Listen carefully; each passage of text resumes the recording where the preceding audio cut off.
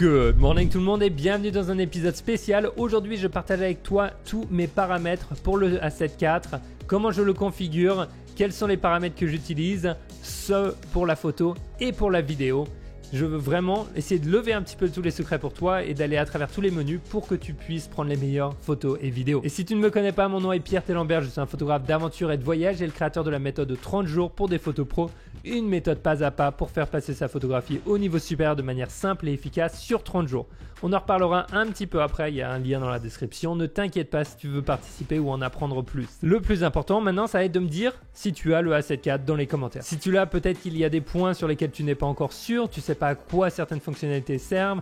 Ne t'inquiète pas, on va en parler. Et deuxièmement, si tu penses que cette vidéo a mis du temps à être faite, je te laisse appuyer tout de suite sur le bouton like, ça va faire des petits confettis, tout le monde va être content et on va pouvoir démarrer tout de suite ensemble. Et whoop, bravo, tu viens aussi de débloquer en appuyant sur le bouton like un bonus dont je te parle dans une minute. Premièrement, si tu as l'appareil et que tu as déjà configuré des choses, je te conseille de sauvegarder ces paramètres sur ta carte mémoire tout de suite. Donc prends ton appareil, tu vas tout en bas là où il y a la petite valise, tu vas réinitialisation, sauvegarde de réglage. Ensuite, sauvegarde, chargement de réglage. Tu fais sauvegarder nouveau, tu mets le nom que tu veux. Ensuite, tu appuies sur sauvegarder, tu fais OK. Et voilà, comme ça, à n'importe quel moment, tu peux revenir sur les paramètres que tu avais utilisés au début, que tu aimais. Maintenant, gros bonus dont je viens de te parler avec le bouton like, j'ai mis à disposition mes paramètres gratuitement. C'est-à-dire que tu peux les télécharger et les importer directement dans ton appareil si tu veux pas faire la configuration manuellement comme moi. Si tu veux utiliser exactement ce que j'utilise, tu peux télécharger le fichier gratuitement. Il suffit juste de mettre ton email et tu le recevras. Voilà, si tu es prêt, on se lance. Prends un thé, mets un peu de musique et c'est parti. Allez hop, j'ai l'appareil dans les mains. On va se mettre tout de suite en mode manuel et en mode photo. Et si à un moment, pendant la vidéo ou pendant ton setup, tu vois des options qui sont grisées ou qui ont des messages d'erreur, ne t'inquiète pas. C'est peut-être parce que tu es en mode photo au lieu du mode vidéo pour pouvoir justement changer ces paramètres ou alors que tu es dans un codec assez spécifique qui ne te permet pas de changer ça. Donc, modifie un petit peu les choses et vois si ça se débloque. De toute façon, on va essayer de couvrir ça ensemble. Dernière chose. Remercions Jason Wang qui a fait cette vidéo en anglais et qui me prête beaucoup de clips que je vais pouvoir utiliser dans cette vidéo parce que je les ai pas tous, je voulais pas tous re-shooter. Donc on va utiliser pas mal de ces clips et je vous fais la version en français. Voilà, allez c'est parti. Appuyons tout de suite sur le bouton menu. Donc, ouvrons notre menu, qualité d'image. Alors, JPEG ou HEIF, qu'est-ce que ça veut dire? JPEG, c'est le format classique d'image qu'on connaît. HEIF, c'est un format haute efficacité, c'est-à-dire que ça prend moins de place qu'un JPEG et ça contient plus d'informations. On a la version 4.2.0 et 4.2.2 qui, en théorie, sont super parce que tu peux avoir édité et tu auras des meilleures couleurs, tu vas pouvoir récupérer plus de choses dans tes images. Tu as plus d'informations. Le problème, c'est que Lightroom et Lightroom Mobile ne peuvent pas encore ouvrir ces fichiers. Donc, je ne les utilise jamais. Deux raisons de plus, c'est que dans les réglages de qualité d'image, personnellement, je shoot toujours en RAW. Je ne shoot pas en JPEG. Donc, on va changer ça tout de suite. Tu peux shooter en RAW plus JPEG si tu veux. Mais moi, je me mets juste en RAW. RAW plus JPEG, c'est un avantage si, par exemple, tu veux envoyer des photos rapidement. Ensuite, type de fichier RAW. Là, on va avoir plusieurs options. On va avoir la version compressée, la version compressée sans perte et la version non compressée. Alors, ça peut paraître un petit peu déroutant. Personnellement, j'ai shooté depuis des années en version compressée et je n'ai jamais eu aucun problème pour récupérer que ce soit les hautes lumières ou que ce soit les ombres, j'arrive à bien éditer mes photos. Le format compressé sans perte est un nouveau format que Sony a introduit qui finalement est censé être un petit peu comme le non compressé mais en version compressée. C'est-à-dire que tu n'as pas de perte d'information. Je n'ai pas eu l'occasion de trop le tester mais je pense que ça vaut le coup d'essayer. Donc mets-toi en compressé ou en compressé sans perte. Et derrière la version non compressée est un format qui va te permettre d'avoir le plus d'informations possible dans une image quand tu vas vouloir faire des gros traitements. Peut-être de la photographie de nuit, par exemple des étoiles, ou alors d'avoir des détails extrêmement minutieux ou beaucoup de choses à récupérer dans des ombres. Franchement, c'est un format que je n'utilise jamais. Pourquoi? Parce que les fichiers sont énormes et ça réduit la vitesse à laquelle tu peux prendre des photos. C'est-à-dire qu'en version compressée, tu vas pouvoir shooter à 10 images par seconde, alors qu'en version non compressée, tu ne vas pas pouvoir le faire.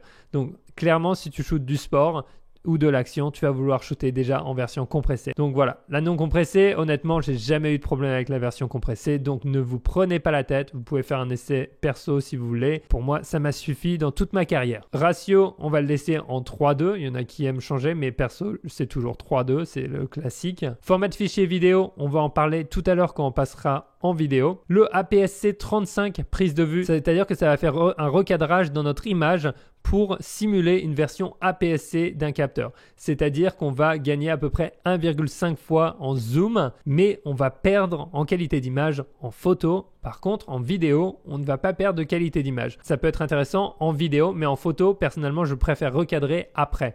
Donc, pour l'instant, je vais le mettre désactivé. RB pause longue, ça veut dire réduction du bruit en pause longue. On va le mettre en off. De toute manière, c'est intéressant que quand tu shootes en JPEG, mais comme là, on est en RAW, ça ne changera rien. Ce qu'il faut savoir, c'est que la réduction de bruit en pause longue peut prendre énormément de temps. Donc, si tu shootes en JPEG ou RAW plus JPEG et que ton appareil fait des trucs pendant, je sais pas, 10, 30, 40, 55 secondes et que tu sais pas ce qui se passe, c'est qu'il est en train de faire la réduction du bruit. Et je te conseille largement de le désactiver, comme ça tu l'oublies pas. Ensuite, réduction des bruits ISO élevé, c'est pareil, ça va être que pour le format JPEG. Et ensuite, les images fixes HLG, ça va pas être pour nous non plus pour le JPEG. Ensuite, espace colorimétrique, on va rester en sRGB. D'après mon expérience, vu qu'on shoot en RAW, ça n'a pas vraiment d'impact. Quelqu'un a une autre opinion? Dites-moi dans les commentaires. Compensation d'objectifs, qu'est-ce que ça veut dire? C'est-à-dire que ça va charger les profils des objectifs pour tout ce qui est l'aberration chromatique, les dégradés, c'est-à-dire autour s'il y a du vignettage, la composition de distorsion, tu vas pouvoir la mettre en route de manière automatiquement ou off. Personnellement, on va la laisser en auto, comme ça, ça va vraiment charger le meilleur profil pour les objectifs dont le profil est chargé dans l'appareil. Voilà, ça va vraiment aider dans ces cas-là. On va tout de suite passer au support. Donc, tu vas pouvoir formater tes cartes mémoire et tu vas aussi surtout pouvoir gérer la manière dont l'appareil enregistre les informations. Et là, il faut s'accrocher un petit peu. Alors, on peut choisir différemment si on veut enregistrer la photo et la vidéo. Par exemple, on peut dire emplacement 1 pour la photo, emplacement 2 pour la photo de carte mémoire. C'est-à-dire qu'on va pouvoir enregistrer par exemple la photo sur la 1 et la vidéo sur la 2. Ça, c'est une option possible. Perso, je laisse tout sur la même carte mémoire. Donc, on va faire photo, support d'enregistrement, emplacement 1. Tu as aussi la possibilité de faire un enregistrement simultané sur les deux cartes mémoire. Je te le conseille sur un projet hyper important et que tu veux être sûr de jamais louper les photos ou de ne pas avoir d'erreur de carte mémoire, etc. Par exemple, tu shootes un mariage, je te le conseille. Séparer les enregistrements, c'est-à-dire que ça va toujours séparer la photo et la vidéo sur les différentes cartes mémoire. Alors, communauté haute support, qu'est-ce que ça veut dire? Simplement, ça veut dire, c'est un mot compliqué pour dire en fait que ça va changer de carte mémoire lorsque la carte mémoire est pleine, d'accord? Je trouve qu'en anglais, c'est beaucoup plus simple. Ça se dit Auto Switch Media, ça veut dire que automatiquement, ça va changer de carte mémoire. Il faut le mettre en route. Pourquoi? Si tu arrives à la fin de ta première carte mémoire et que tu es en train d'enregistrer une vidéo, l'appareil va changer automatiquement de carte mémoire et commencer à enregistrer sur la carte mémoire numéro 2. Donc, très important. Et si tu es en photo, par exemple, et que tu es en train de prendre une rafale, eh ben, tu veux que ça enregistre sur la carte mémoire numéro 2. Voilà. Ensuite, réglage de qualité d'image nous ramène là où on était tout à l'heure. Ensuite, récupération de la base de données d'image. Si jamais tu as eu un problème avec ta carte mémoire, hop, tu appuies là-dessus et tu l'as fait. Afficher l'information du support. Encore une fois, ça va être de la carte mémoire. Ils appellent ça support, mais ça va être pour savoir un petit peu combien tu peux enregistrer d'images et combien tu vas pouvoir filmer avec les paramètres actuels. Ensuite, là, on va pouvoir régler les fichiers et les dossiers. C'est intéressant. Personnellement, qu'est-ce que je fais? Numéro de fichier en série, je ne les réinitialise pas, sinon tu as des problèmes de conflit de fichiers qui ont les mêmes noms alors que ce n'est pas les mêmes images. C'est très relou. Donc évitez, réinitialiser la force numéro de fichier. Ça c'est si jamais tu récupères un nouvel appareil par exemple et que tu voulais faire une remise à zéro. Voilà. Changer le nom de fichier. Personnellement, je le change tout le temps. On va changer le nom parce que DSC en fait c'est un truc très commun. Donc moi je vais l'appeler par exemple A74 et voilà. Et c'est-à-dire que tous mes noms de fichiers pour les photos vont commencer par A74. Tu vois, il y a un petit exemple là. et ça me permet de me rappeler quel est l'appareil photo. Et on peut même mettre petit tiret après le A7 IV. Ensuite, nom de dossier standard ou par date. C'est-à-dire que ça va créer un nouveau dossier à chaque date. Chaque jour où tu shootes, il y aura un nouveau dossier où il y aura toutes tes informations dedans, toutes tes photos, toutes tes vidéos. Personnellement, si je suis sur un gros trip et maintenant que je vois l'option, je vais commencer à utiliser le par date. Comme ça, je peux importer rapidement par date mes photos. Avant, ou quand je shoot sur plusieurs jours et que j'en ai un peu rien à faire de savoir quel jour est quoi, je mets tout en standard, tout se retrouve dans le même dossier, mais maintenant, on va se mettre par date. Je pense que ça va être beaucoup plus pratique. Sélection des dossiers d'enregistrement. On verra très en vidéo. Création d'un dossier, c'est si tu veux créer un nouveau dossier pour enregistrer. Information IPTC, c'est pour les gens qui travaillent dans la presse en général et qui veulent enregistrer toutes les informations qui sont liées à l'appareil, à la personne qui a pris la photo, etc. Information copyright, tu peux la mettre en route. C'est assez intéressant et tu peux définir le photographe. Par exemple, Pierre Télambert, tu fais OK et à chaque photo que ça va enregistrer, ça va donner le nom. Et pareil, pour le copyright, tu vas pouvoir donner le nom Pierre Télambert. Et ensuite, ça va t'afficher un petit peu tout ça, qui détient le copyright, etc. Et ça va être intégré dans les métadatas de tes photos. Est-ce que c'est intéressant de tout le temps le mettre? Perso, non. Mais si tu travailles dans la presse ou que tu envoies tes fichiers très rapidement, probablement. Sinon, tu peux le faire très bien dans Lightroom après. Ensuite, mode de prise de vue. Tous ces enregistrements, on va les voir un petit peu plus tard dans la vidéo. Ce sont tout ce qu'on va pouvoir customiser pour aller plus vite lorsque l'on utilise son appareil. Donc ne loupe pas ça, on va voir ça vers la fin de la vidéo. Diffusion USB, c'est quand tu utilises ton appareil, par exemple pour streamer en mode webcam, tu vas pouvoir changer la résolution de la vidéo qui sort. Donc 1080, 30, 60, 15, voilà. Et ensuite, enregistrement des films, ça veut dire est-ce que tu veux les enregistrer aussi sur ta carte mémoire. Entraînement, ça va être le type de prise de vue. Est-ce que c'est une prise de vue unique, une prise de vue continue, un retardataire avec 3 secondes, avec 3 images, avec 10 images, etc. Tu as pas mal de modes différents qui sont pas mal. Tu as du bracketing en continu, tu as du bracketing simple, c'est-à-dire que tu vas devoir appuyer 3 fois à chaque fois. Et tu as le bracketing de la balance des blancs, on va y arriver. Et aussi DRO qui doit être la bracketing de la plage dynamique. Ok, perso, je suis en prise de vue unique très souvent, sauf si je fais du sport, je suis en prise de vue continue et H, voilà. On va dire qu'on est en H+ pour maintenant. Ensuite, réglage du bracketing, tu vas pouvoir changer l'ordre du bracketing. Personnellement, j'en fais pas beaucoup. Fonction prise de vue intervalle, on va en reparler.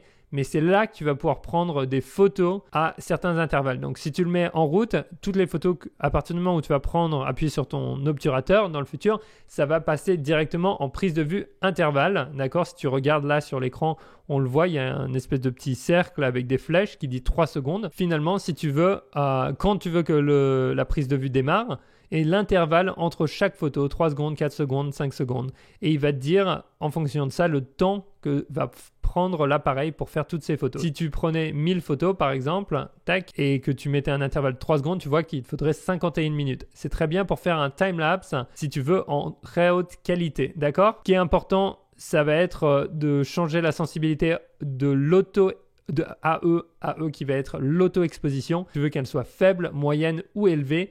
C'est-à-dire que si ça va s'adapter à la lumière de manière rapide ou plutôt lente, d'accord? La lumière change. Type de déclenchement électronique ou mécanique. Mets-le en électronique si tu n'as pas d'interférence avec des lumières artificielles parce que ça va éviter de faire monter et descendre le rideau pendant toutes ces prises de vue. Donc voilà, si tu voulais faire par exemple un timelapse avec une très haute définition pour enregistrer tous les RAW, mais j'ai une petite astuce si tu veux le faire en qualité un peu plus basse, même beaucoup plus basse, mais beaucoup plus rapidement. On va en parler vers la fin de cette vidéo, vers le milieu, en fonction de la vitesse à laquelle on va. Ensuite, dans la partie obturation, mode silencieux. Réglage du mode silencieux. Qu'est-ce que ça veut dire? C'est si tu veux shooter de manière complètement discrète. C'est pas mal parce que si tu l'utilises en mode normal, tant que plutôt bien l'appareil. Maintenant, si on se met en mode silencieux, plus rien. Et oui, ça prend les photos. Et comme tu peux voir, on a pris plein de photos et on a eu 0 bruit. C'est génial, sauf que quand on a des lumières artificielles, il faut faire attention. On peut avoir un problème, ce qu'on appelle de banding. On essaiera d'en reparler peut-être un petit peu plus tard. Voilà, donc le mode silencieux, très bien si par exemple tu es à un concert ou alors que tu es à un mariage et qu'il faut vraiment être discret ou tu es sur un shoot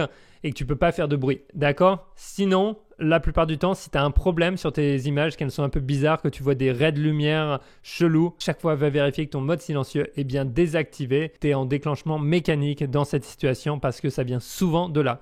Donc type de déclenchement, on le laisse en mécanique. Si on passe en mode silencieux, il va passer automatiquement en électronique. Ça évite tous les problèmes que je viens de dire. Voilà, obturation à rideau avant, je l'ai sur on. Déclenchement sans objectif, je l'ai désactivé. Non, je l'ai activé, pardon. Et déclenchement sans carte mémoire, je le désactive. Pourquoi? Parce que je ne veux jamais me retrouver dans des situations où je commence un shoot et je prends des photos et j'ai pas de carte mémoire dedans. Si ça t'est déjà arrivé, dis-le moi tout de suite dans les commentaires. Et si tu trouves cette vidéo utile, n'oublie pas, fais sauter les confettis en appuyant sur le bouton like. Réglage anti-scintillement. Très pratique si tu te retrouves dans une situation, ce qu'on appelle le scintillement, c'était justement les problèmes que je disais où on voit des bandes de lumière un peu bizarres. Ça peut être utile, on a des réglages en fait variables où on va pouvoir régler des vitesses d'obturation très précises comme tu peux le voir avec des vitesses bizarres genre 1/247,8. Donc voilà, encore une fois, si tu as des problèmes dans ton image, tu le mets sur on, si tu es en train de shooter du sport dans un stade ou des choses comme ça et tu comprends pas pourquoi tes photos sont bizarres ou il y a des couleurs bizarres, mets en route le réglage anti-scintillement. Stabilisation d'image, oui, c'est-à-dire que ton capteur est stabilisé et ça va t'aider à prendre des meilleures photos, des photos plus stables, lorsque tu vas prendre par exemple une photo avec une prise de vue un petit peu lente, que ta vitesse d'obturation est un petit peu plus lente ou que tu es avec un objectif assez grand, par exemple assez long, comme un 70-200 que tu es à 200 mm et que tu veux shooter 1/100 de seconde, ça peut t'aider justement à bien stabiliser lorsque tu prends la photo, d'accord? Longueur focale, on va le laisser en auto. C'est réglé par notre appareil lorsqu'il y a un objectif qui est branché, d'accord? Donc pour l'instant, il n'y a pas d'objectif. C'est pour ça qu'on voit rien. Zoom, on va en reparler peut-être après, mais c'est si jamais tu as un objectif avec un zoom qui est motorisé, tu vas pouvoir régler les vitesses du zoom en photo et en vidéo ici. 10. Affichage de prise de vue, affichage quadrillage. Alors moi, je le mets oui en route et ensuite je me mets une petite règle des tiers, diagonale plus gris carré, ça peut être bien si tu fais de la vidéo par exemple, mais perso la règle des tiers ça me suffit. Réglage, affichage, live view, c'est-à-dire voir en permanence le live view, c'est le retour d'image qu'on a et qui va être adapté à finalement comme on veut voir notre image, d'accord? Affichage des effets activés ou désactivés. Alors, si tu le désactives, tu vois plus du tout ce que tu changes dans tes paramètres, ce qui perd tout l'intérêt d'être sur un appareil photo hybride. Donc, tu le laisses activer. Pourquoi utiliser un hybride si c'est pour pas voir finalement quand on change l'ouverture, la vitesse d'obturation ou les ISO et qu'il se passe rien sur notre image? Non, assure-toi que c'est bien activé. Ensuite, effet d'exposition, paramètres exposition et flash ou uniquement paramètres d'exposition. Je le laisse par défaut en paramètres d'exposition et flash. Limite vite défilement, c'est un petit peu compliqué mais on va le laisser sur off. En gros, ça permet de savoir si la vitesse de défilement de live view risque de passer à une vitesse faible. Bon, pour l'instant, on le laisse off. Je veux modifier ça. Tu peux essayer pour voir ce que ça donne quand tu fais des photos à prise de vue lente. Pour l'instant, on le laisse comme ça. D'accord. Maintenant, on va passer en mode vidéo et on va voir les paramètres que l'on peut changer. En termes de vidéo, ce qui va être important, c'est d'avoir une carte mémoire assez rapide. Sinon, tu vas te retrouver avec ce type de message qui va dire que tu ne peux pas enregistrer dans ce mode. Pourquoi ? Parce que le codec est trop lourd pour ta carte mémoire. Donc, il vaut mieux avoir une carte mémoire qui va te permettre d'enregistrer un minimum 300, plutôt 260 mégas par seconde sur la carte. Perso, j'utilise les cartes mémoire Sony TOF à 300 mégabits par seconde. Elles marchent très très bien, elles sont ultra résistantes. Il y a aussi les cartes mémoire que tu peux mettre dedans. La carte mémoire type CF Express type A, très très chère, extrêmement rapide, que ce soit pour enregistrer les photos par exemple sur mon A1 ou alors pour enregistrer de la vidéo et switcher très rapidement la carte mémoire en fait vide le buffer, c'est-à-dire le tampon très très très rapidement. Donc, si ta carte mémoire n'est pas assez rapide pour l'instant, ce que je te conseille, ça va être de shooter avec des paramètres, par exemple, un petit peu réduits qui vont te permettre, par exemple, en XAVC 4K, réglage d'enregistrement, tu vas essayer de rester en dessous d'une certaine limite, sinon tu ne vas pas pouvoir enregistrer sur ta carte mémoire. Donc voilà, 150 mégas par seconde, ça va être bon, mais si tu veux passer à 200, tu vas devoir avoir la carte mémoire un petit peu plus rapide. On va revenir là-dessus, mais en gros, achète-toi des cartes mémoire extrêmement rapides si tu veux bénéficier de la meilleure qualité d'image. Donc voilà, qualité d'image en termes de vidéo, perso, format de fichier, je me mets en XAVC HS 4K. Qu'est-ce que ça veut dire? Ça va être de la 4K avec leur nouveau format qui va être un H265 qui va être un petit peu plus difficile et plus lourd pour ton ordinateur à lire que la version S qui est H204, qui est l'ancien codec. Par contre, tu vas avoir une meilleure qualité au niveau du traitement. Tu vas pouvoir faire plus de choses, ça prend moins de place aussi quand tu vas éditer tes vidéos, d'accord? Donc, si tu veux bénéficier de ce qu'il y a de meilleur, mets-toi en HS. Par contre, il faut, comme le petit warning te le dit, il faut un environnement correspondant pour la lecture des films. Tu vas vouloir t'assurer que ton ordinateur avec sa carte graphique ou son CPU va pouvoir lire tout ça. Perso, je suis sur un MacBook Pro M1 Max et le M1 Pro aussi marche très bien, arrive à lire tout ça et Final Cut a aucun problème pour lire tous ces fichiers. Ensuite, réglage du film, c'est-à-dire vitesse du défilement, l'enregistrement. On va pouvoir choisir entre 24 et 60 images par seconde en 4K. 1080, c'est-à-dire si on était en HD ici, hop, si on se met en HD, on va pouvoir changer jusqu'à 120 images par seconde, comme tu peux le voir là, tac, avec une meilleure qualité. Qu'est-ce que c'est le mode XAVC SI? Ça va être un mode sans compression qui prend beaucoup plus de place, un petit peu quasiment comme du ProRes. Bon, je le conseille pas. Franchement, le HS va être largement suffisant pour la plupart des gens si tu shootes en 4K. Sinon, tu vas te retrouver avec des fichiers énormes. Donc, qu'est-ce que j'ai dit? 24 images par seconde pour moi quand je filme tout ce qui est du vlog ou des scènes normales, etc. Sauf si je veux faire du slow motion qui va être du ralenti, mais on n'en est pas là pour l'instant. Réglage d'enregistrement 100 mégas 422 ou 10 bits ou 100 mégas 420 10 bits. J'ai shooté pas mal en 422 10 bits et ça peut avoir un intérêt si tu sais que tu vas faire de l'étalonnage sur tes fichiers, d'accord? Sur tes vidéos, si tu vas faire un étalonnage assez intense, dans la plupart des cas, si ton étalonnage est assez léger, eh ben, le 420 va suffire. Donc, c'est à toi de choisir un petit peu ce que tu veux. Mais si tu veux gagner un petit peu de place, mets-toi en 420 10 bits pour toutes les parties vlog où on me voit parler, etc. Pour moi, ça suffit largement. Ensuite, au niveau SNQ, tu vas pouvoir régler ton ralenti. Si tu regardes sur le haut de ton boîtier, tu as un petit mode SNQ qui va te permettre de shooter finalement à différentes vitesses et d'enregistrer, si tu veux, tout de suite sur la carte à 24 images par seconde. Si tu fais pas du tout de vidéo, tu comprends rien à ce que je dis, tu peux aller un petit peu plus loin dans la vidéo, regarde les chapitres pour continuer sur la partie photo. Mais pour l'instant, en vitesse de défilement, tu vas pouvoir enregistrer finalement un clip en slow-mo, c'est-à-dire au ralenti, directement ralenti en fait. C'est-à-dire que tu vas pouvoir le visionner ralenti à l'arrière de ton appareil photo à 24 images par seconde ou même à 60 si tu le veux, d'accord? Par contre, si tu es en HD en 1080, tu vas pouvoir te mettre à 120 images par seconde aussi, d'accord? Donc personnellement, moi, je vais rester en 4K. Le réglage ralenti-accélération, par exemple, tu te mettras à 60 images par seconde. Par contre, grosse astuce, si tu veux faire des timelapses et que tu veux gagner du temps et que tu veux les avoir directement enregistrés en version finale dans ton appareil, tu te mets à 1 image par seconde et l'appareil va enregistrer une image toutes les secondes et mettre tout ça dans un fichier à 24 images par seconde, ce qui va te donner un timelapse instantané. C'est génial si tu veux pas te prendre le chou à faire des timelapses après. Donc voilà, à toi de décider qu'est-ce que tu veux garder comme mode pour la plupart du temps. Mais moi, là, je vais le laisser en mode timelapse parce que tu vas voir un moment quand on va customiser nos menus, finalement, mon mode ralenti, c'est-à-dire mon mode 120 images par seconde ou 60 images par seconde, je vais le mettre dans un mode customisé 1, 2 ou 3 sur l'appareil. On va en reparler parce qu'en SNQ, ce qu'il faut savoir pour les ralentis, tu n'enregistres pas l'audio. D'accord? Donc tu vas avoir la vidéo, mais pas l'audio. Si tu veux avoir du 60 images ou du 120 images par seconde avec l'audio, il va falloir faire ça avec le mode vidéo. Voilà, très important. C'est pour ça que, à la limite, je préfère enregistrer en mode vidéo à 120 et 60 images par seconde, avoir la bande son et le ralentir moi-même lorsque j'édite la vidéo. Ensuite, réglage des proxys, c'est si jamais tu veux faire des proxys, je n'en fais pas, on n'en a pas besoin, nos ordinateurs sont assez rapides. En tout cas, si tu as les derniers Mac M1, c'est la folie. Ensuite, APS-C S35 prise de vue. Alors, pour l'instant, on l'a mis en off, mais en vidéo, on va pouvoir le mettre en on ou en auto.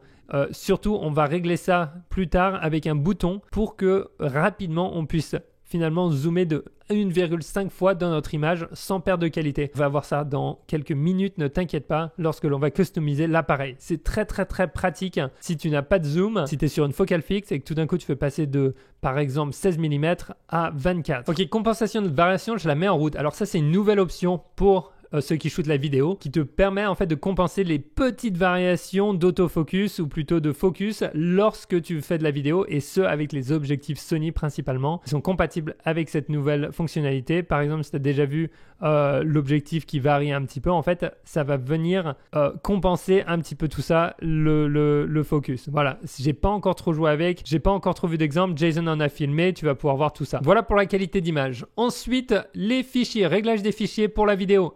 c'est hyper important. Réinitialiser le compteur série, on en a parlé tout à l'heure. Format nom de fichier standard. Alors, moi, je ne le mets pas en standard, je ne le mets pas en titre, je le mets en date plus titre. C'est-à-dire que ça va mettre exactement la date avant à laquelle on a shooté. Tiret, le nom du fichier, c'est génial. Comme tu peux le voir un exemple, YYYY, ce qui veut dire year, c'est-à-dire année, mois, jour, et ensuite le nom du fichier. Réglage du nom du fichier, on peut le changer là. Tac. Par exemple, je mets A74 pour le A74 et on pourrait remplacer le A par un P par exemple si j'avais d'autres appareils pour savoir que c'est l'appareil de Pierre. Voici à quoi va ressembler notre nom de fichier pour les vidéos. Hyper important, voilà. Ensuite, mode de prise de vue. Contrôle exposition, on va le laisser comme il est. Mémorisation des réglages, on va en parler un petit peu plus tard. Diffusion USB, on en a déjà parlé. Obturation, réglage silencieux, on en a parlé. Et ensuite, enregistrement audio. Là, ça va être important. On va devoir régler les choses. D'accord? Niveau d'enregistrement audio. Personnellement, je le mets autour de 9. Jason le met autour de 7 de manière manuelle. Comme ça, si tu as un problème, si tu as oublié de changer les paramètres audio et que tu as mis un micro, tu ne vas pas détruire ton audio si c'est trop fort au niveau de l'enregistrement.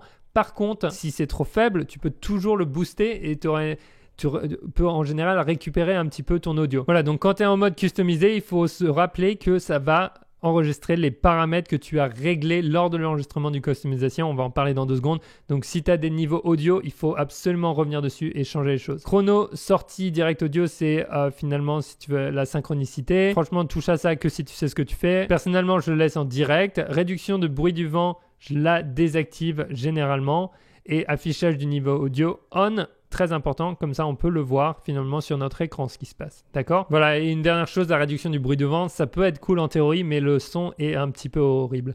TC UB, c'est-à-dire si tu veux régler les timecodes, si tu as plusieurs caméras par exemple, etc., tu peux régler un petit peu tout ça pour que tout le monde enregistre en même temps. Voilà. Ensuite, stabilisation d'image, steady shot, tu vas pouvoir changer entre standard et active. Tu vas avoir une meilleure stabilisation, mais tu vas avoir un petit crop de 10% de mémoire. Donc, ça va être à toi de choisir si tu veux finalement que ça y ait un petit recadrage de 10% pour avoir une meilleure stabilisation quand tu bouges, ou alors si le mode standard te suffit. Perso, j'ai commencé à utiliser de plus en plus le mode actif parce que j'arrête pas de courir dans tous les sens comme tu peux le savoir et en général ça bouge beaucoup trop. Donc voilà, ce qu'il faut se rappeler au niveau de la stabilisation, c'est que ça marche généralement le mieux avec les objectifs Sony et non pas avec ceux qui sont en third party, d'accord? Third party, c'est-à-dire Sigma, Tamron, etc. Zoom, c'est-à-dire qu'on va pouvoir mettre un zoom numérique à l'intérieur de l'image, ou plutôt ils appellent ça image claire. Tu peux le mettre en route, ça va être intéressant, on en reparlera un petit peu plus tard. Ensuite, affichage prise de vue,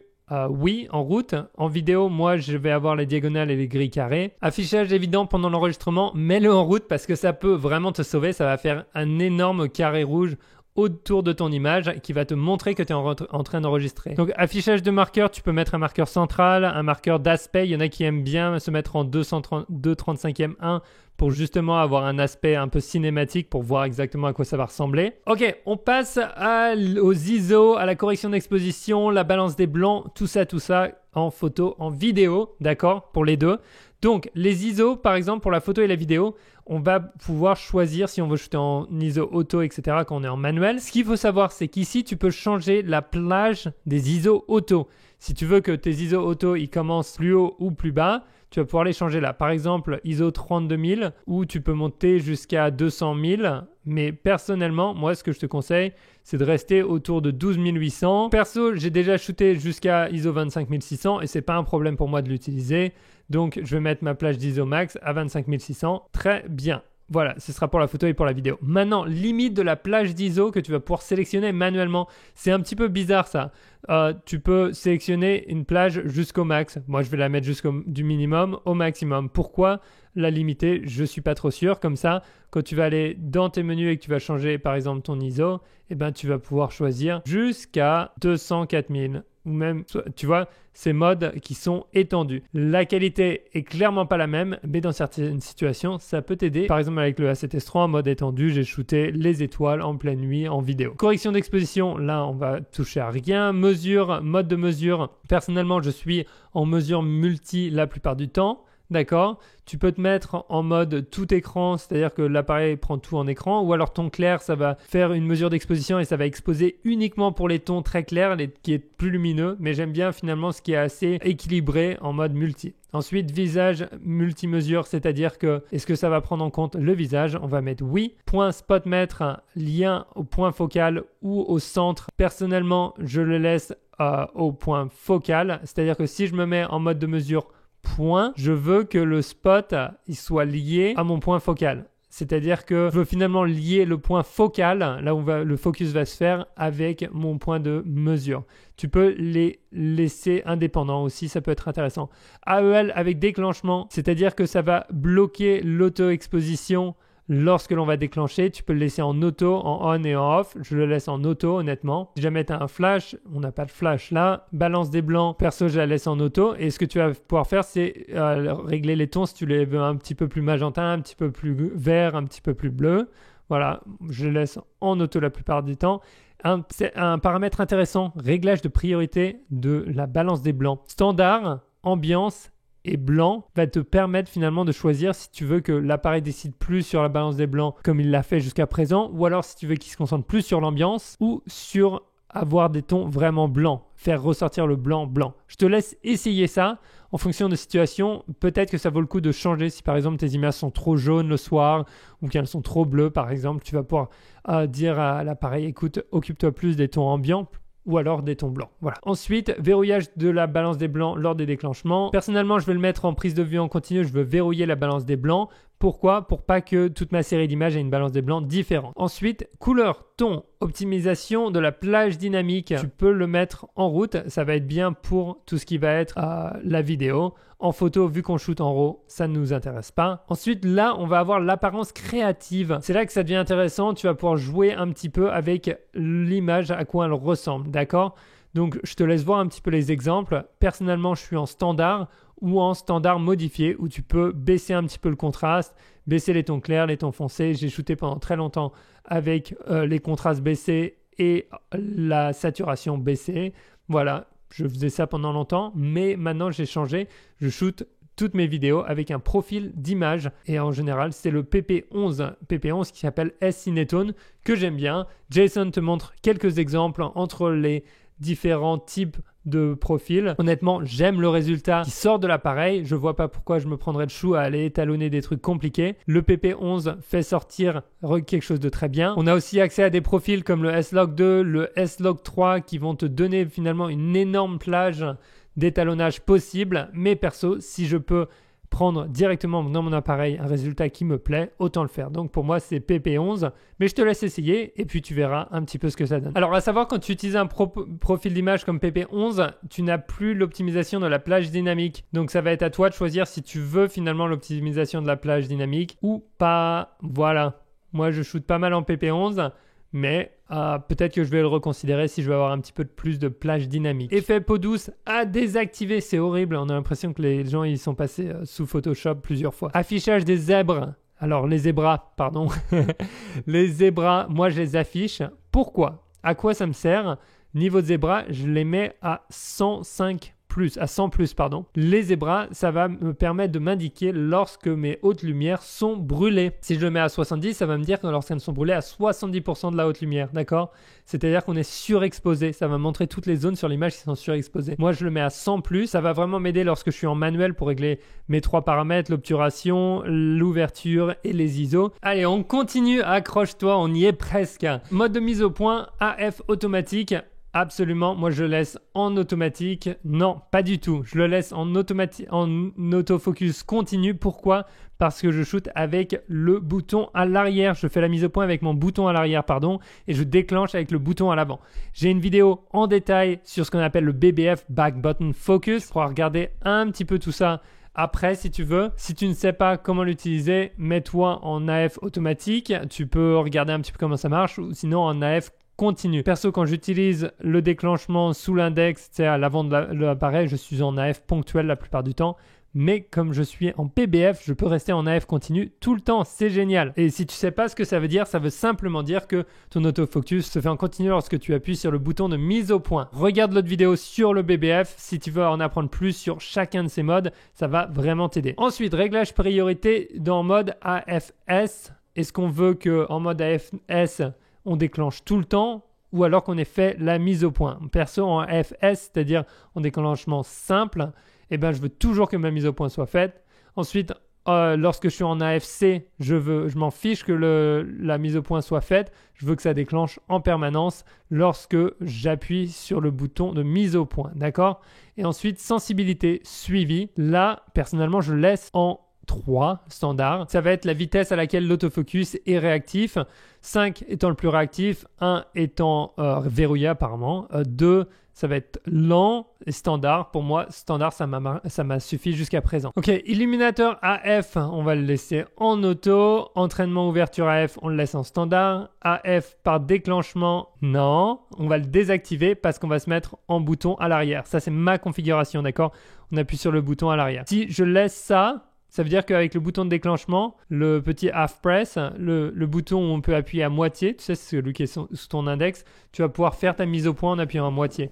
Personnellement, je vais le désactiver, comme ça, je vais pouvoir faire ma mise au point avec mon bouton à l'arrière. Tu vois, il y a écrit active ou désactive la mise au point par l'autofocus lorsque le déclencheur est enfoncé à moitié. Donc, je dis non. Et ensuite, pré-AF, on le laisse sur off. Ensuite, on passe à la zone de mise au point. Mise au point large, spot. Perso, je suis en spot la plupart du temps, en spot petit, parce que j'aime bien être précis en fait lorsque je shoot. Les autres modes comme spot élargi et finalement les zones de suivi vont être des modes que je te laisse essayer. Tu fais du sport et que tu veux que ça suive un sujet, etc. C'est très très bien. Limite de zone de mise au point. Lorsque tu vas être dans ton appareil et que tu auras customisé les boutons un petit peu, tu veux éviter d'avoir à afficher des modes que tu n'utilises jamais. Eh ben, tu peux le faire là. Par exemple, tu n'utilises jamais le mode zone, que tu n'utilises jamais le mode fixe central ou le spot MS, enfin tout ça, tu vas pouvoir les désactiver. Personnellement, pour l'instant, je les utilise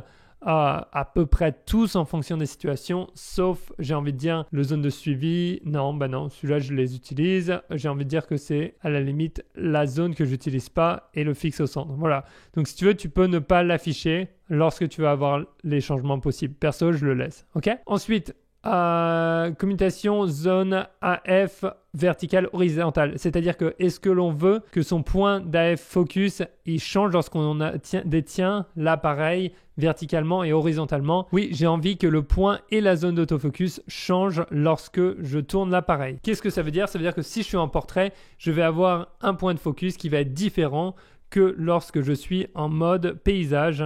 Et ça, c'est assez important parce que quand tu shootes rapidement ou que tu changes beaucoup entre portrait et paysage, ça aide. Donc, pour moi, c'est point AF uniquement. Je ne veux pas changer la zone d'autofocus. Couleur du cadre de la mise au point, blanc, rouge. C'est à toi de choisir si tu as des préférences. Enregistrement de la zone autofocus, personnellement, je le laisse off.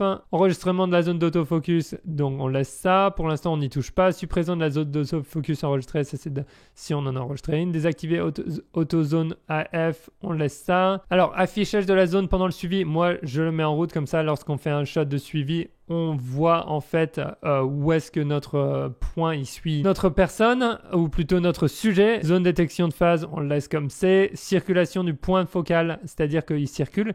Il va passer, par exemple, lorsque l'on est tout à gauche, on va pouvoir le faire passer tout à droite, juste en poussant vers la gauche ou vers la droite. Comme tu peux voir, il passe de haut en bas. J'appuie au milieu, il revient au milieu. D'accord? Si il circule pas, tu vas être bloqué en fait en haut. Tu peux pas passer d'un côté à l'autre, tu es bloqué en fait dans les coins. Moi j'aime bien qu'il circule parce que ça va un petit peu plus vite. Ensuite, quantité de déplacement dans le cadre, grand ou standard, je le laisse sur standard. Ensuite, un mode important, affichage visage et yeux, les yeux. Priorité visage et yeux, pardon, on va y arriver. En autofocus, oui, je le mets une priorité au visage. Et là, tu vas pouvoir choisir si tu veux un humain, un animal ou un oiseau. Perso, on va le laisser en humain. Ensuite, tu vas pouvoir aussi choisir ceux qui vont être choisissables, qui vont être affichés dans les choix, d'accord? Donc, si tu veux qu'on passe directement de l'humain à l'oiseau ou humain-animal et désactiver l'oiseau, pour l'instant, je laisse comme ça. Sélection de l'œil droit ou gauche, je le laisse en automatique. Affichage du cadre où il y a les yeux, je le mets en route. J'aime bien voir le petit cadre au niveau des yeux ou de visage pour savoir que la mise au point est bien faite dessus. Enregistrement du visage. Tu peux enregistrer des gens pour avoir une priorité. Priorité des visages, oui, non. À toi de choisir si tu en as enregistré. LPE, MPT, Auto MF, qu'est-ce que ça veut dire? Alors ce menu là qui est vraiment compliqué en français en fait, c'est est-ce qu'on va zoomer dans l'image lorsqu'on est en focus manuel? Donc si tu désactives l'autofocus, est-ce que tu veux que ton appareil vienne zoomer dans l'image pour savoir exactement là où tu es en train de faire ta mise au point? C'est beaucoup plus précis, ça te permet de vraiment réussir ta mise au point. Ensuite, TPS, grosse mise au point, aucune limite. Grossissement initial x1 ou x5.5. À quel point est-ce que ça va zoomer lorsque tu vas commencer ta mise au point manuelle et que ça fait le zoom. F-loop mise au point, c'est pour avoir l'autofocus aussi lorsque la loupe est en route. Ensuite, affichage d'intensification. Qu'est-ce que ça veut dire? Affichage en route ou on ou off. C'est-à-dire que quand tu vas venir faire une mise au point manuelle, est-ce que ça va t'afficher là où la mise au point est faite ou pas? Ça va finalement surligner d'une couleur que tu veux, en bleu, jaune, rouge, blanc, l'endroit qui est mis au point. Voilà, j'espère que tu me suis. Si tu fais de la vidéo, tu sais probablement de quoi je veux parler. Et l'A7 IV a une nouvelle fonctionnalité qu'on appelle le Focus Mapping qui va te permettre de voir exactement comment se fait la mise au point. On va en parler dans 2 secondes. Rapidement, on repasse en mode vidéo parce que là, on va avoir quelque chose qui sont assez indépendantes. Donc, on va venir jouer avec la vitesse de transition de l'autofocus. De nos jours sur la A7 IV, on a beaucoup plus de réglages possibles. Perso, je suis en général entre 3 et 5. 5, c'est très bien. Jason aussi. Et il disait que 2, c'est très bien si tu veux faire le type de shot où la transition va se faire lentement, par exemple, entre un arrière-plan et un avant-plan. Sensibilité pour le changement de sujet. Alors ça, c'est assez important. C'est si tu veux qu'à chaque fois qu'un nouveau sujet rentre dans ton image, ça attrape le nouveau sujet le plus proche ou le plus évident pour l'appareil. Ou alors si au contraire, tu veux que l'appareil reste verrouillé sur le sujet initial et que il change uniquement quand le sujet initial a vraiment disparu de l'image. Donc tu vas pouvoir jouer un petit peu avec l'aide vitesse en fonction de ce que tu veux. Voilà, pour l'instant on va le laisser en réactif. Voilà, ensuite dans l'aide à la mise au point numéro 4, c'est quelque chose de complètement nouveau sur la A7 IV. Tu peux le mettre en route et en fait on va voir un écran bleu et qui va te dire exactement où tu es mis au point. Donc en fait, il va te permettre de savoir ce qui est en arrière-plan, ce qui est en avant-plan et finalement où est ta mise au point, comment est-ce qu'elle est faite. Et c'est très intéressant pour ceux qui shootent de la vidéo. Et voici comment ça marche. Tout ce qui est en bleu est en arrière-plan, donc défocus en arrière-plan. Tout ce qui est en rouge est en avant-plan, défocus. Et tout ce qui n'a finalement pas de couleur, tout ce qui est net est en focus. C'est-à-dire que c'est mis au point.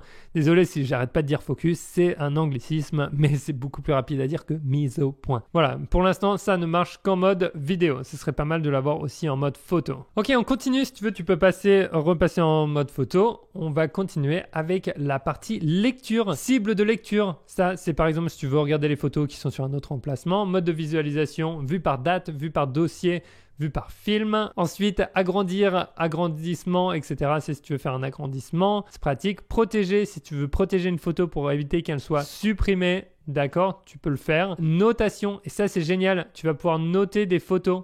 Et en fait, ce qu'on va faire, on va mettre une petite touche personnalisée finalement pour donner une note. Par exemple, de 1 étoile à 5 étoiles. Et quand tu vas l'importer dans Lightroom ou dans Bridge, en fait, tu vas pouvoir voir cette notation directement. Finalement, ça permet de classifier rapidement les photos qui nous intéressent le plus à l'arrière de son appareil. Supprimer, c'est si tu veux supprimer des photos. Tu peux en supprimer plusieurs fois. Supprimer en app 2 fois, assure-toi de le désactiver pour justement que ça te pose la question, es-tu sûr de vouloir supprimer? Et par défaut, on met annuler. Et oui, génial. Tu peux aussi d'ailleurs ici venir supprimer des images, toutes les images à partir d'une certaine date ou des images multiples. Modifier si tu veux faire des modifications. Visualisation, comment tu veux visualiser. Option de lecture, index d'images, etc. Je te laisse regarder. Pour l'instant, ça ne nous intéresse pas trop. Bon, génial. Ça commence à faire pas mal de choses. Sur la partie verte avec le petit globe, on va pas en parler aujourd'hui. Tu peux connecter ton appareil photo avec ton téléphone. Tu peux avoir le Bluetooth, etc. on en parlera un petit peu plus tard. Ce que je te conseille juste, c'est si tu veux économiser la batterie, mets-toi en mode avion ici. Ensuite, la partie avec la valise, et c'est là que ça va être intéressant et qu'on va vraiment customiser notre appareil dans 2 secondes. Tu vas voir tout ça. La première chose à faire, bon, bien entendu, la langue, c'est la langue que tu préfères.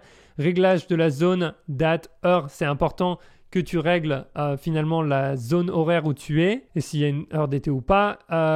NTSC, PAL, c'est en fonction de là où tu montes. Réinitialisation, sauvegarde des réglages. C'est là où tu peux enregistrer, comme on a vu au début, finalement des réglages ou charger ceux que tu as téléchargés de moi gratuitement.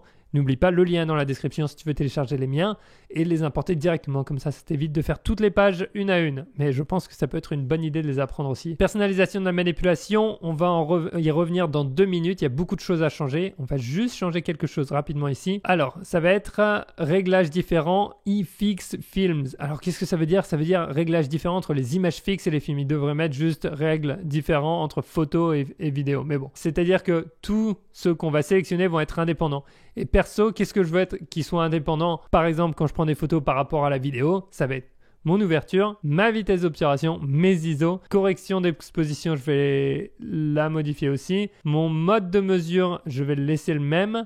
La balance des blancs, je vais la laisser là. Non, je vais la mettre indépendante. Le profil d'image, je vais le mettre indépendant. Le mode de mise au point aussi.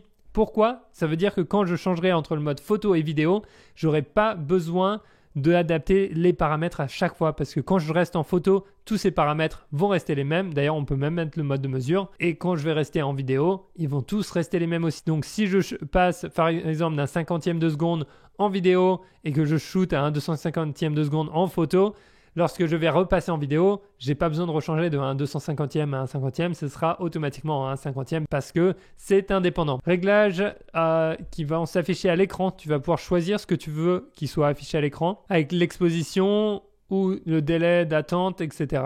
Perso, j'affiche tout ça, toutes les informations, c'est très bien et j'active même l'écran désactivé pour que quand j'appuie sur le petit bouton display, je vais aussi ne pas avoir toutes les infos. D'accord? Je vais aussi ne rien avoir sur mon écran. C'est important pour justement éteindre mon écran, par exemple, quand je fais des photos de nuit. Enregistrement avec le déclenchement, c'est si tu veux appuyer sur le bouton de déclenchement là sous l'index et pour enregistrer ou pas des vidéos. Moi, je désactive parce que j'appuie sur le bouton rouge pour enregistrer les vidéos. Personnalisation de sélecteur, on en reparlera après. Manipulation tactile, tu peux tout laisser en défaut. Et pour la fonction tactile lors de la prise de vue, ça peut être utile. Je te laisse le changer et le mettre en tracking. C'est-à-dire que quand tu fais appuyer sur ton écran, ça va traquer le sujet sur lequel tu as appuyé. Accessibilité, lecteur d'écran, ça va en fait lire ton écran, d'accord? Mais ça peut le faire que en anglais, donc voilà, je vais lire les menus pour ceux qui ne voient pas. Ensuite, set viseur écran, section du viseur et de l'écran automatique.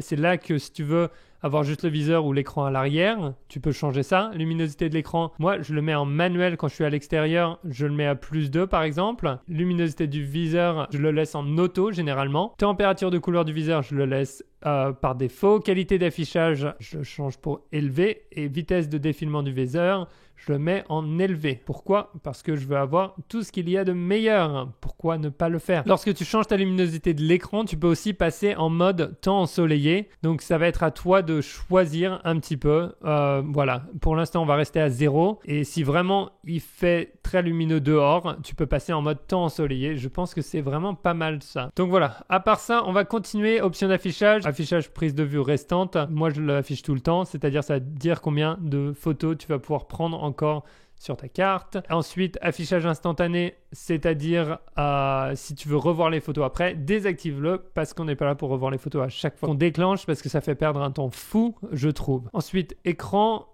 s'éteint automatiquement ou pas. Là, c'est là qu'on va gagner de la batterie. Perso, moi, il ne s'éteint pas, d'accord? Je trouve ça plus rapide, plus pratique. Et ensuite, début d'économie d'énergie. En général, je le mets au bout de 1 ou 2 minutes, voilà, puisque je l'ai souvent qui se balade.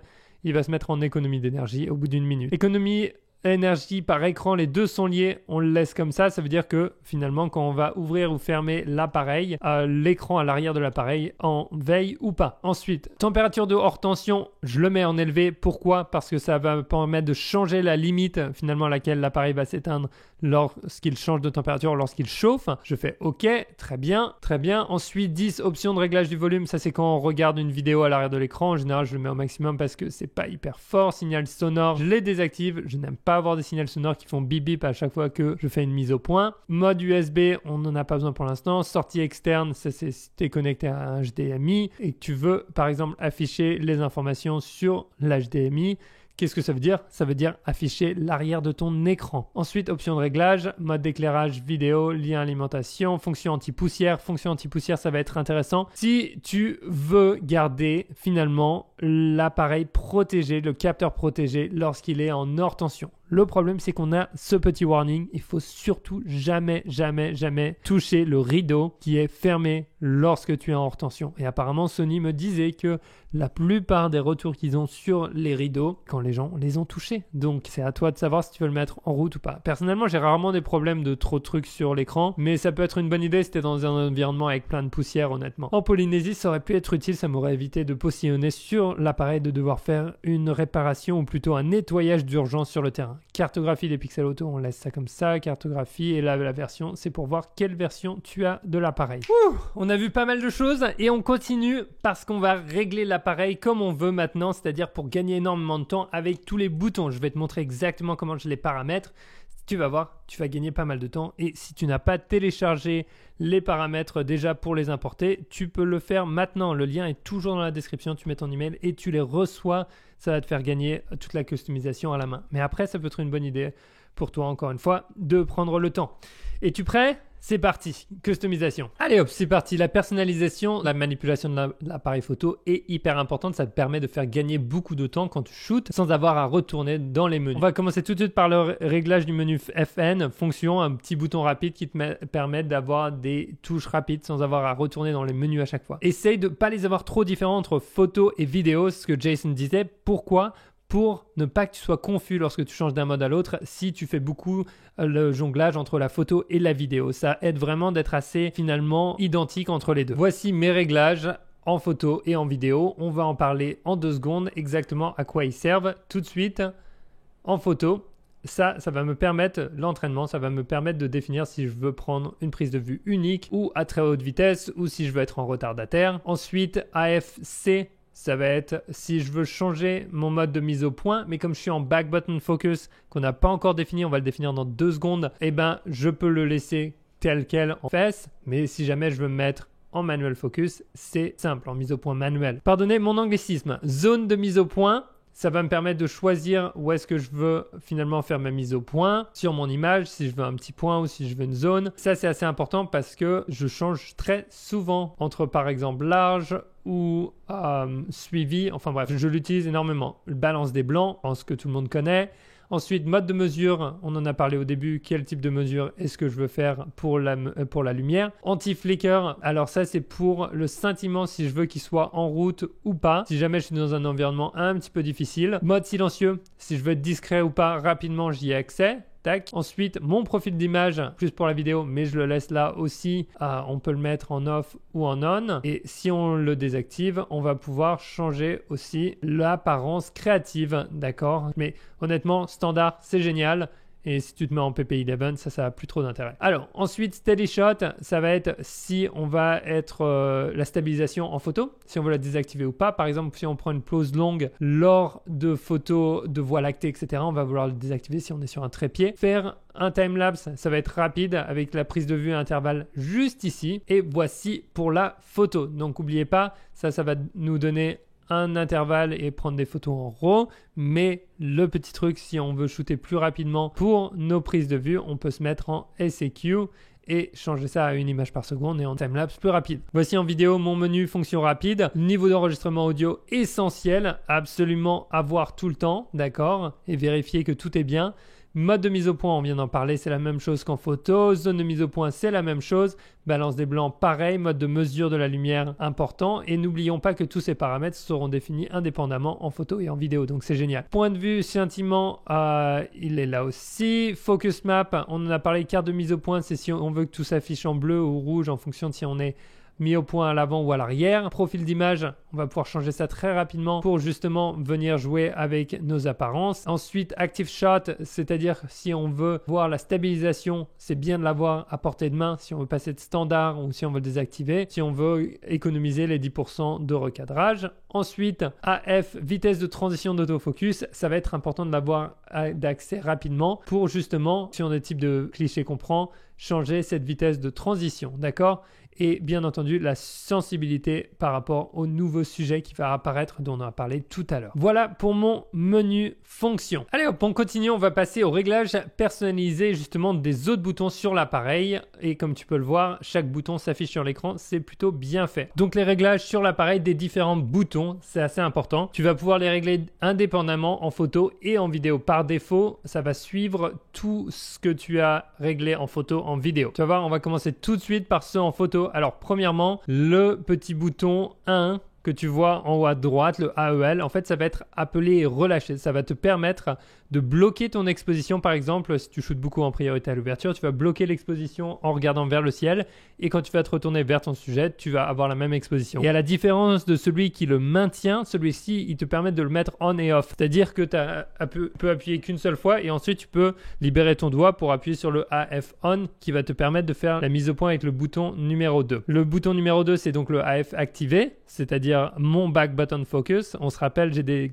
désactivé la mise au point sur le déclencheur. 3. La zone de mise au point va me permettre de choisir un petit peu où se fait la mise au point, quel type de point de mise au point je veux. Ensuite, numéro 4, je vais pouvoir choisir ma balance des blancs directement dans mes menus. Et numéro 5, ça va être pour activer ou désactiver la fonction tactile en photo. Ensuite, on passe à la deuxième page.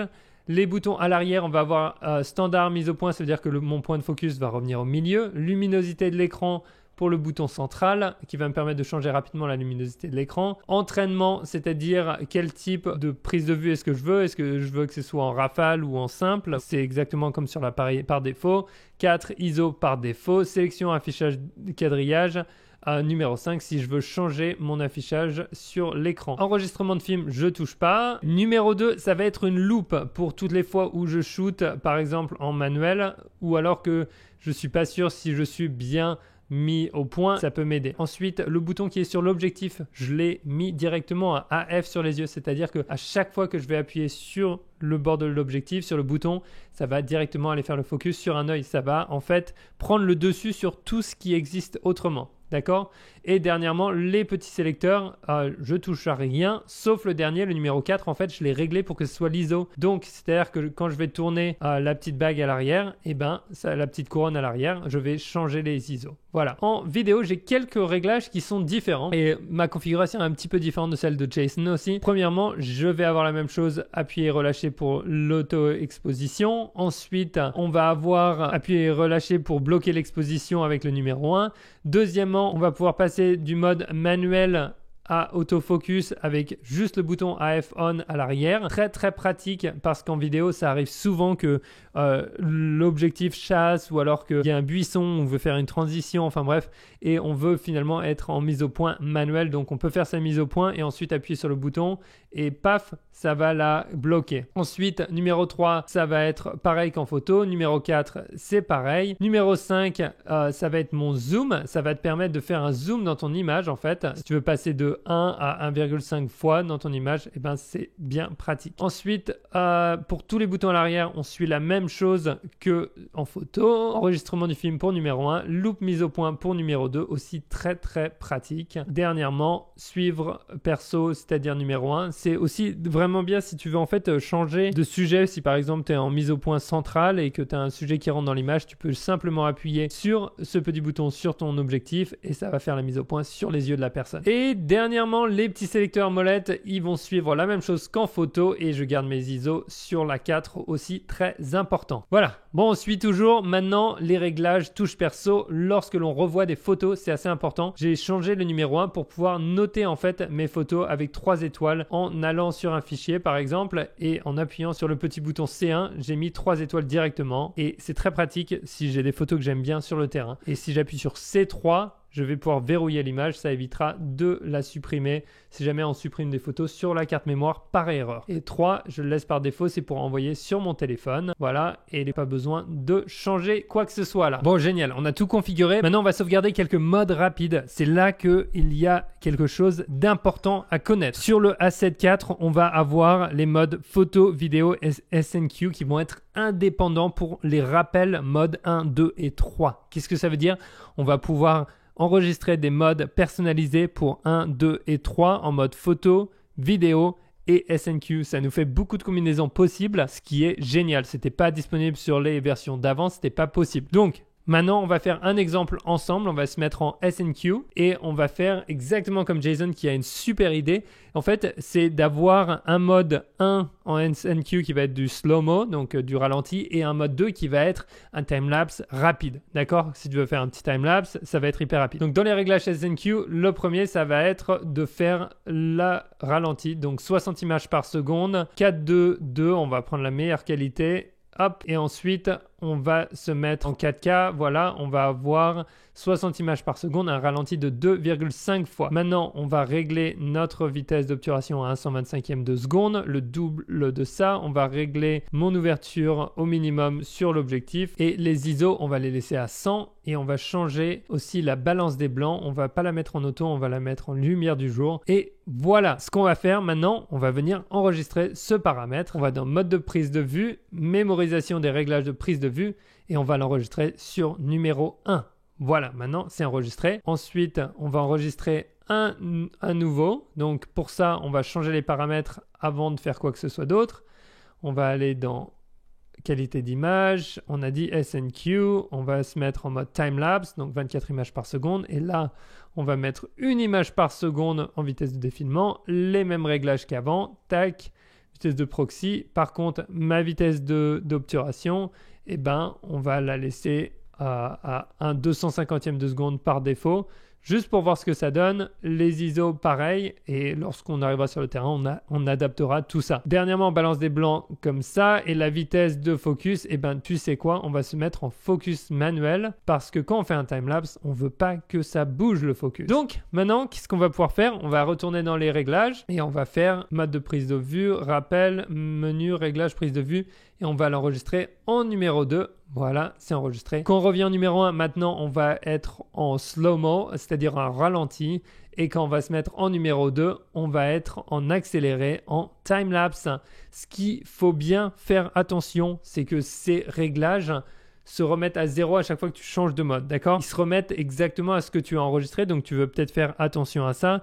Et deuxièmement, c'est que ça enregistre tous les détails que tu avais sauvegardés avant. Donc, si tes niveaux audio, ils sont pas bons à l'origine quand tu l'as enregistré, tu vas peut-être devoir faire attention à ça parce que sinon, ça va rappeler les réglages avec les mauvais réglages audio. Donc, il faut vraiment faire attention à ça. Et c'est pareil, si tu as dit que tu voulais enregistrer sur une carte mémoire de préférence par rapport à l'autre, et que tu le changes plus tard, il faut vraiment faire attention à ce qui va être modifié. Perso, j'utilise les modes 1, 2, 3 en permanence, c'est ultra utile.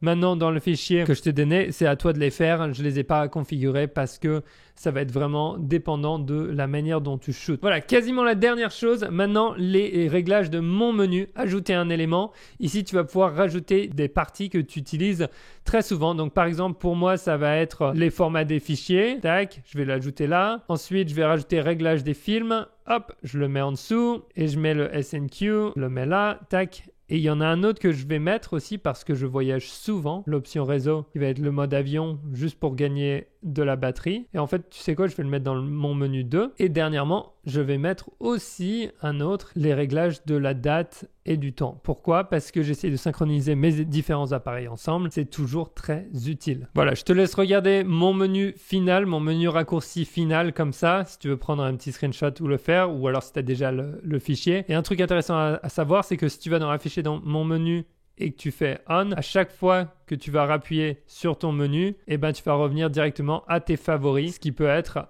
génial si tu veux gagner du temps. Par exemple, tu vois, hop, tu reviens là, à chaque fois que tu reviendras directement dans tes favoris. Waouh, ça fait pas mal, on est presque au bout. N'oublie pas, si tu veux télécharger tous les petits paramètres, Le lien est dans la description, tu mets ton email, tu les importes dans ton appareil, tu as gagné du temps. Et dernièrement, si tu penses que tu peux t'améliorer, pourquoi ne pas me rejoindre pour la prochaine session de la méthode de 30 jours pour des photos pro? Honnêtement, c'est génial. On a une super communauté de gens qui ont envie de progresser. Je te laisse découvrir tout ça avec le lien dans la description. Et si tu l'avais pas fait tout à l'heure, n'oublie pas le petit pouce, de laisser un gros like. Et maintenant, c'est ton tour d'aller shooter. Tu as tout ce qu'il te faut en main. Allez hop, c'est parti. Bonne journée et ciao dans le prochain épisode.